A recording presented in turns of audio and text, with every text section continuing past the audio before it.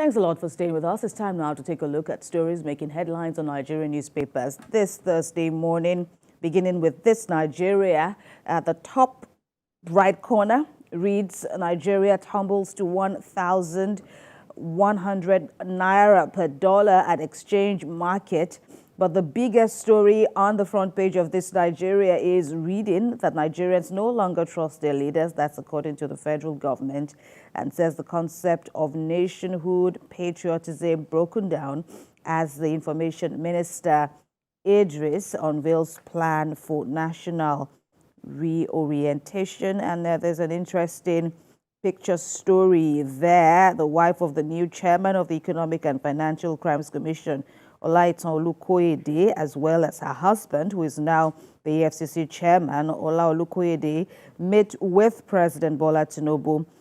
Also in that picture is the secretary, the newly confirmed secretary of the EFCC, that is Mohammed Hamajoda, who all met with the president at the presidential villa following their confirmation at the Senate. So now there you go. Both men have now been confirmed, and work starts in earnest at the nation's anti-corruption agency. All right, I have nothing against Islam, says FCT Minister Nyesom Wike, as he extends deadline for Abuja Mosque Christian Center to pay ground rent, I should say. Okay, that's it for this Nigeria. On the Daily Times, now the remarks on Peter Obi allegedly winning the 2023 presidential election, as well as several other statements, controversial statements attributed to the former secretary to the government of the Federation, Babachir Lawal, is still generating reactions, as we see there on the Daily Times. And now the former SGF Lawal goes on to say that against initial plan, APC, now an Islamic party, alleges party spokesman slave. He also says the party taking suffering Nigerians for a ride. Below that headline story, Enugu Gober election, LP picks holes in tribunal verdict, alleges illegalities, inconsistencies, and flays INEC, citing Nasarawa scenario. Up there, manufacturers are given reasons as to why CBN forex policy reversal will kill struggling manufacturing. On First News now, amid fresh evidence against Tinubu, Atiku begs Supreme Court as he alleges forgery, says it's a grave constitutional issue, urges apex courts to jettison technicality and grant his application. That remains the big question, though. Will the Supreme Court, the apex court of the land, admit the so-called fresh evidence that Bola Tinubu's main challenger, Atiku Abubakar, wants to bring before the court? That remains to be seen, as all sides in this appeal stage continue to press on with their appeals and all the legalities involved in this very crucial stage. More stories on First News. Asset recovery, court strikes out Otom deputy suit against Benue government, as former governor and deputy lose bid to recover 32 vehicles seized by the new governor, Hyacinth Alia. Anti-corruption crusade, don't use me as example, Akpabio tells the EFCC chair. Senator Abo makes U-turn, says Akpabio not behind his sack, and goes on to apologize to the Senate president. On palliatives, Dakwa Abiodun of Ogun State extends 10,000 naira transport allowance payment to civil servants. And another developing story, the police commenced trial of officer who fired shots in Ladipo Market. Let's see what Daily Independent has. Still leading with the Chicago Varsity Certificate saga, Atiku asks Supreme Court to reject technicality and admit fresh evidence. Sanwo-Olu kicks off construction of $100 million Lagos Film City project. And a statement attributed to the EFCC boss, Ola Olukoyede, says Nigeria lost 2.9 trillion naira from 2018 to 2020 to contract fraud. And that appears to be part of his mandate following his confirmation at the Senate. And down there on the Daily Independent, no crisis in Senate. Godswill Akpabio insists after visiting the president at the villa in Abuja.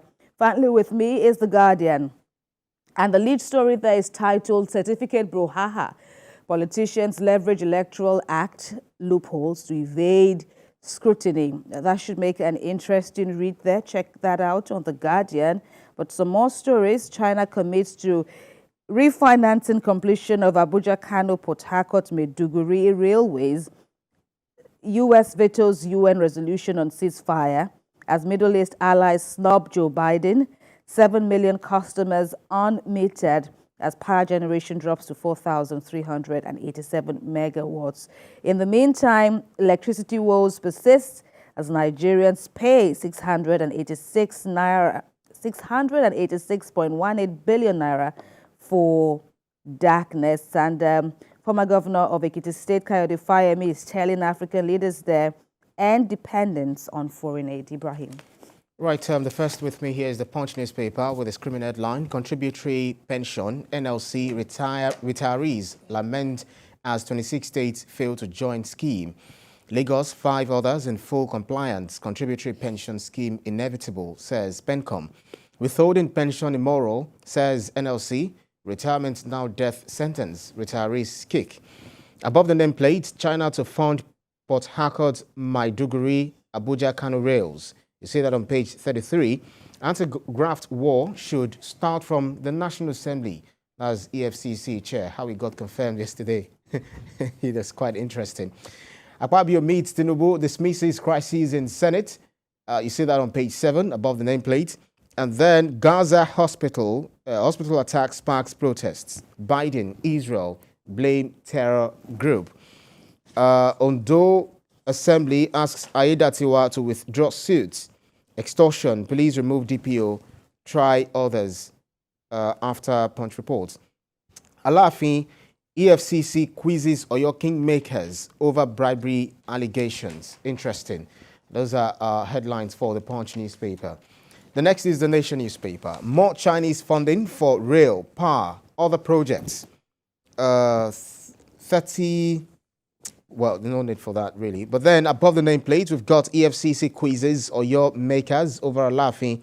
Twist in race for stool. Senate not boiling, says Akpabio. We disagree to agree. Also, ICPC recovered 655 billion naira cash assets in 4 years. Then below the folio line, only 6 out of 14 new federal varsities to take off, says Minister. Now, that's on page 5. On the bottom strip, Tinubu Buhari greets former head of state, Gowon, at 89. That's on page 32 of the Nation newspaper. Next is the Daily Trust newspaper. Marketers blame Forex, others as fuel scarcity returns to Lagos. Abuja say petrol business no longer attractive. NNPCL, other stations shut. Why marketers can't access dollar at official rates. That's according to the federal government. Below the nameplate, Senate confirms Olukoyede as EFCC chairman. 3 terrorists, 1 soldier killed in gun duel in Kaduna. You read that on, you find that on the front page of the Daily Trust newspaper.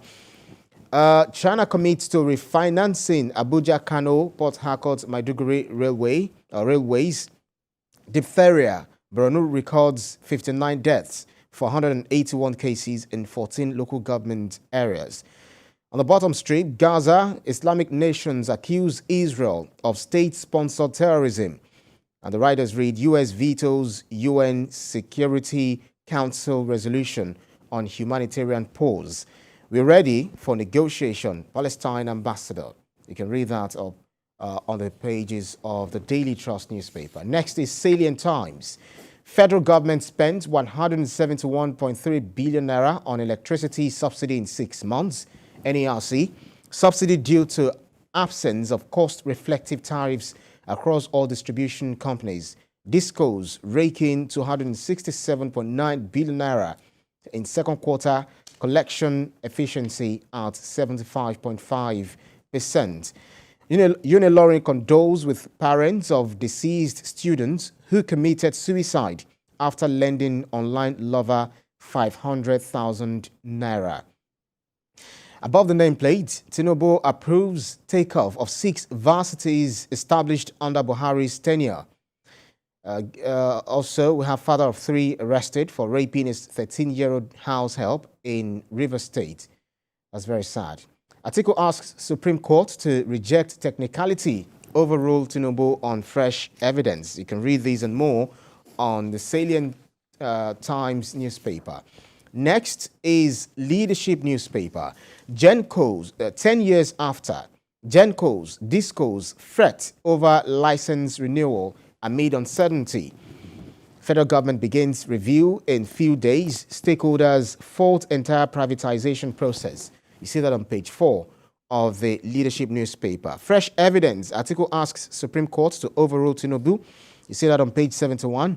Above the nameplate, we've got Senate confirms Olukoyede as EFCC chairman. Israel-Gaza war further divides UN Security Council. That's on page 6 of the Leadership newspaper. You can grab a copy and read more. Next is Nigerian News Direct. Nigeria loses 2.9 trillion naira to contract fraud in 2 years. That's according to the EFCC. As new EFCC chairman vows to spend more preventing corruption than fighting it. Ramfac recovers 500 billion naira on remitted revenue.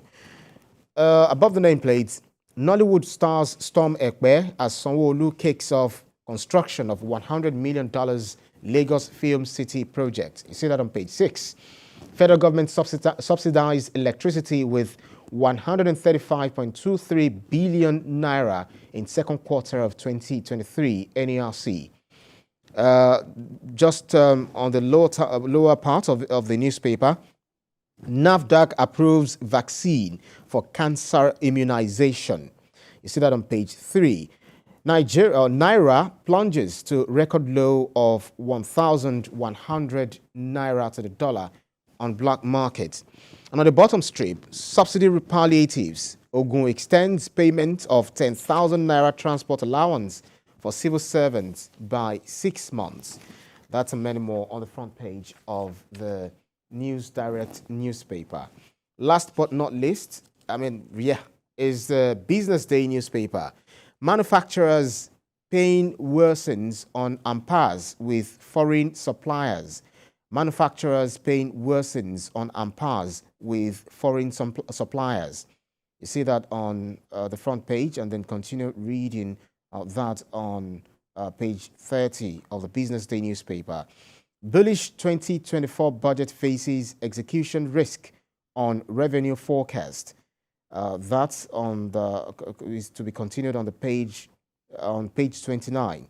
And petrol shortage to ease as marketers get fresh supply. That's all about it for the pages of the front pages of the newspaper this morning. So many issues to look at. Absolutely, Ibrahim. So many. We won't have the luxury of time to review some of the major ones that stick out. There's so much more on the program, and perhaps during the course of the week or thereabout, we can highlight some of them and address them head on.